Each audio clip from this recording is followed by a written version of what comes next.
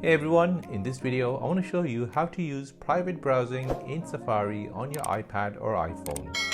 This is a great feature as it will not remember the pages you visit, your search history or autofill information. So here is how to use it. Open Safari on your iPhone or iPad. Now when private mode is enabled, you'll notice the buttons at the bottom are blue.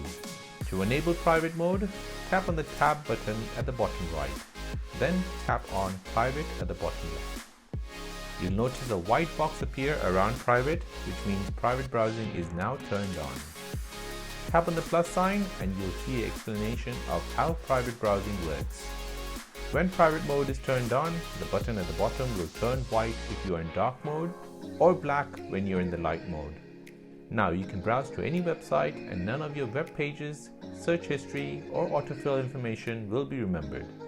To turn off private mode, just tap on the tab button again, then tap on private. This should then return you back to the normal browsing mode. However, do not forget to close everything in private mode or else it will be there when you return. And there you go, that is how to use the private browsing mode in Safari on your iPad or iPhone. Hope you found this useful. If you did, please like this video and subscribe to the channel for more videos like this. Thanks for watching and see you in the next one.